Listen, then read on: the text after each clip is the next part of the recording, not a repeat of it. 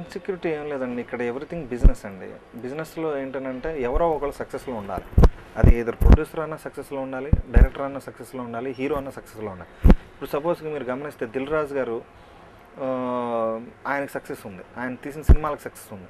కాబట్టి ఆయన ధైర్యంగా కొత్త కుర్రోళ్ళకి అవకాశాలు ఇస్తున్నారు. 'ఎంఎస్ రాజు' గారు ఆయన తీసిన సినిమాలు సక్సెస్ అయినాయి కాబట్టి కొత్త వాళ్ళని, ఫెయిల్యూర్ వాళ్ళని కూడా ఆయన పెట్టుకుని చేసేస్తున్నారండి. ఇప్పుడు ఎవరికైతే సక్సెస్ ఉండదో వాళ్ళ బ్యానర్లో ప్రీవియస్ హిట్లు ఉండవు వాళ్ళు పెద్ద డైరెక్టర్ల కోసం వెళ్తారు. అలాగే హీరోలకి వాళ్ళ సక్సెస్ తగ్గినప్పుడు ఏం చేస్తారంటే కొత్త డైరెక్టర్తో వెళ్తే మనకి లైఫ్ మార్కెట్ అవుతుంది. బేసిక్గా వాళ్ళు చూసేది సక్సెస్ ఇవ్వలేరు అనే పాయింట్ ఆఫ్ వ్యూ కాదండి. మీరు అనుకున్నట్టుగా నేను అనుకునేవాడిని. చాలామంది నా చుట్టుపక్కల ఉన్న కుర్రోళ్ళు భలే కథలు చెప్తున్నారు, వీళ్ళందరికీ అవకాశాలు ఇరు ఏంటని.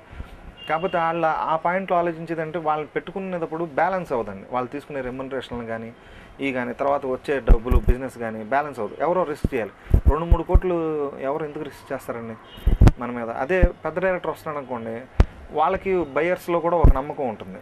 సో ఇప్పుడు ఇండస్ట్రీలో అండి ఓన్లీ సింపుల్ థింగ్ అండి, కొత్త డైరెక్టర్లు తీస్తేనే సినిమాలు ఆడతాయి అని అంటే అందరూ కొత్త డైరెక్టర్లకే ఇస్తారండి. ఇక్కడ ఎందుకనంటే వాళ్ళకి లాజిక్ బయర్స్ ఏం మాట్లాడుతున్నారు, కొత్త వాళ్ళని పెట్టండి సార్, కొత్త కుర్రోళ్ళు ఎరగదీస్తున్నారు అంటే కొత్త వాళ్ళనే పెట్టుకుంటారు. మీరు గమనిస్తే చిత్రం, నువ్వే కావాలి, ఆనందం, సంతోషం, ఆది ఈ వచ్చిన ట్రెండ్లో మీరు అందరు డైరెక్టర్లు కొత్త డైరెక్టర్లే.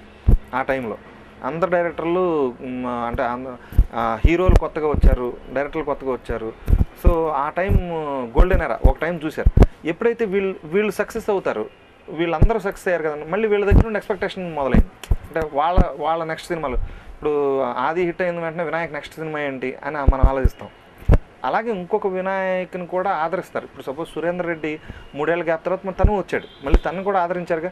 బొమ్మరిల్లి భాస్కర్ని ఆదరించారు, సుకుమార్ని ఆదరించారు, దశరథ్, ఇలా చాలామంది కొత్త థీమ్స్ వచ్చిన వాళ్ళందరినీ ఆదరిస్తున్నారు. అంతకుముందు ఇయర్ కొత్త డైరెక్టర్లు ఎంతమంది ఇంట్రొడ్యూస్ చేశారు 2008లో అంతమంది సక్సెస్ అయ్యారండి. 2009లో ఎంతమంది ఇంట్రొడ్యూస్ చేశారు అంతమంది ఫెయిల్ అయ్యారండి. సో ఇక్కడ రూల్ లాంటిది ఏం లేదండి. It depends upon subject, time కలిసి రావటం 100% పెట్టాలండి.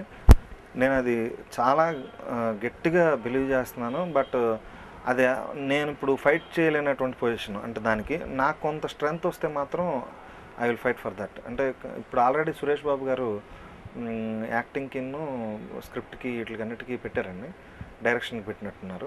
పెట్టి ఇప్పుడు క్లాసెస్ నడుస్తున్నాయి, ఫస్ట్ బ్యాచ్ నడుస్తుంది. సో ఆయన ఎప్పుడైతే వచ్చారో, ఆయన బిగ్ గై కాబట్టి ఎప్పుడైతే ఆయన దాని నుండి వచ్చారో వాళ్ళ నుండి ఒకళ్ళిద్దరు సక్సెస్ అయితే ఆటోమేటిక్గా ఇట్ విల్ గ్రో అప్ అండి.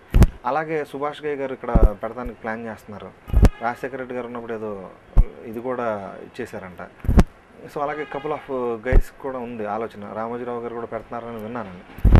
రాఘవేంద్రరావు గారికి కూడా ఆలోచన ఉంది పెట్టాలని. సో నా బేసిక్ సెన్స్ అయితేనండి, అసలు ఏ ఇండస్ట్రీకి రావాలన్నా ముందు ఒక డిగ్రీ లాంటిది మినిమంగా ఉంటేనే వాళ్ళ లైఫ్కి ఒక సెక్యూరిటీ ఉంటుందండి. అది రైటర్ అని కాదు, ఏదైనా కానీ. సో వచ్చేవాళ్ళు ఎవరైనా కానీ డిగ్రీ చేసి వస్తేనే బెటర్ అండి. తర్వాతే లేదు ఫిలిం స్కూల్లో అన్నా ఏదన్నా ఇదే ఉంటే బెటర్. అంటే ఒక థింగ్ అండి, మనకి 7 కోట్ల మంది జనాభా ఉన్నారండి. 7 కోట్ల మంది జనాభాలో దాదాపు ఒక 3 కోట్ల మంది సినిమా చూస్తారు.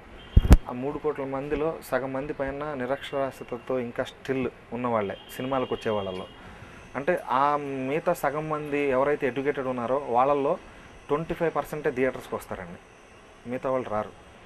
సో ఇక్కడ మీరు గమనిస్తే మీ కంప్లైంట్ చేసేవాళ్ళు, రాసేవాళ్ళు 10 మంది ఇక్కడ ఉంటారు చూడండి, వాళ్ళ పాయింట్ ఆఫ్ వ్యూ కరెక్టే చెప్పేది. కానీ ఇక్కడ అండర్స్టాండింగ్ కెపాబిలిటీ కూడా చూసుకోవాలి మనం. సో ఇంతమంది మన 50% పైన ఆ 3 Idiots లాంటివి తీస్తే వాళ్ళకి రీచ్ అవ్వకుండా థియేటర్లోనే లెగిసి వెళ్ళిపోయే వాళ్ళు ఉంటారు. అంటే వాళ్ళకి అర్థం కాదు సబ్జెక్ట్ ఏంటి అదేంటి అని. సో వాళ్ళ లెవెల్కి మనం దిగి వాళ్ళకు ఉన్న వినోదం ఇవ్వాలి తప్ప మన లెవెల్ని వాళ్ళు రమ్మని ఇప్పుడే కోరుకుంటాం. అంటే ఇప్పుడు 3 Idiots అనేది అక్కడ మల్టీప్లెక్స్లు ఉంది, అబ్రాడ్ మార్కెట్ వచ్చేసింది. సో అలా వర్కౌట్ అవుతుందండి. వాళ్ళకి శాటిలైట్ మార్కెట్ ఉంది బాగా, అందుకని దానికి మంచి రెస్పాన్స్ ఉంది.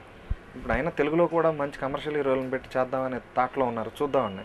ఇప్పుడు మున్నాబాయ్ చేసినప్పుడు నేను అదే హోప్లో ఉన్నాను, చిరంజీవి గారు చేసినప్పుడు యాక్సెప్ట్ చేశారు. అంటే అలాంటి సెన్సిటివ్ థీమ్స్ని చిరంజీవి గారు లాంటి ఒక పెద్ద హీరోనో ఎవరైనా అలాంటి వాళ్ళు ధైర్యం చేసి చెప్తే మాసెస్లో కూడా రీచ్ అవ్వడానికి ఛాన్స్ ఉంటుందండి.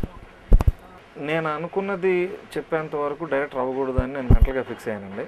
ఆ అవకాశం అంటే రైటర్గా నాకు ఒక గోల్ అంటూ లేదు, ఇలాంటి స్క్రిప్ట్లు ఇవ్వాలి అని గోల్ ఏం లేదండి. కానీ డైరెక్టర్గా నాకు ఖచ్చితమైన అభిప్రాయాలు ఉన్నాయి.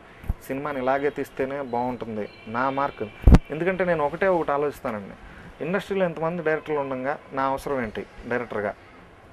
అంటే ఎవరు చేయలేనిది నేను చేస్తేనే నా అవసరం ఇండస్ట్రీకి ఉంటుంది అనేది నేను గట్టిగా నమ్ముతానండి. ఆ పాయింట్లోనే నేను ఏది పడితే ఆ సబ్జెక్ట్కి డైరెక్షన్ చేద్దామని నేను ఫీల్ అవ్వట్లేదు. ఈ సబ్జెక్టు నేను వేరే వాళ్ళకి అమ్మేసుకోవచ్చు, ఎవరైనా డైరెక్ట్ చేసుకుంటారు అనేదంటే నేను చేయనండి. నేను మాత్రమే చేయగలను, ఎవరు చేయలేరు అది. సో ఈ ప్రాసెస్లో ఏంటంటేనండి, నిర్మాతలను కన్విన్స్ చేయడం కానీ హీరోలను కన్విన్స్ చేయడం కానీ కొంచెం టఫ్ టాస్క్. ఎందుకంటే వాళ్ళు గుర్తుపట్టాలి దాన్ని, ఇది సక్సెస్ అవుతుందండి. సపోజ్కి రామ్ గోపాల్ వర్మ శివ రాసుకున్నప్పుడు ఆ ఇండస్ట్రీలో ఎవరికైనా చెప్పండి అది ఎక్కదు. నాగార్జున గారు బిలీవ్ చేశారు కాబట్టి ఆ సినిమా అది ఆయన ఐడెంటిఫై చేశాడు ఆ సబ్జెక్ట్ని, అందుకని ఒక శివ వచ్చిందండి.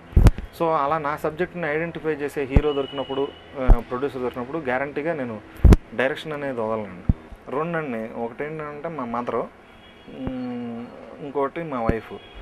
రీజన్ ఏంటంటే నేను ఇంటికి లేట్గా వెళ్ళినా మా వైఫ్ నన్ను క్షమించగలిగే పరిస్థితి ఉండాలి. రెండోది టెన్షన్స్ నాకు పెట్టకూడదు. మా మదర్ ఏంటంటేనండి, ఇష్టం లేకపోయినా కానీ మొదట్లో తను ఎక్కువగా నా గురించి వర్రీ అవుతూ ఉంటుంది, విష్ చేస్తూ ఉంటుంది. సో అసలు ఒక రకంగా చెప్పాలంటే ఆవిడకి సినిమాలు పిచ్చి ఎక్కువ చిన్నప్పటి నుండి. సో ప్రతి సినిమా చూస్తూ ఉండేది, తను చూస్తూ ఉండేది కాబట్టి తనతో పాటు నేను కూడా వెళ్తూ ఉండేవాడిని. ఓ రకంగా తెలియకుండా ఏంటంటే ఆ సినిమాల పిచ్చి అనేది నాకు ఆవిడ ద్వారానే వచ్చింది. ఇప్పటికి కూడా ఏంటంటే నేను కూడా ఇప్పుడు ఇండస్ట్రీలో సినిమాలు చేస్తూ నేను కూడా ఫస్ట్ మార్నింగ్ షోకి వెళ్ళను, మా మదర్ వెళ్ళిపోయి నాకు ఫోన్ చేస్తున్నారు, ఆ సినిమా చూసాను రా, అది బాగానే ఉంది అని చెప్తూ ఉంటుంది. సో వాళ్ళిద్దరూ నా వెల్ విష్. మా సిస్టర్ కూడా నన్ను ఎప్పుడు వెల్ విష్ చేస్తూ ఉంటుంది. Thank you.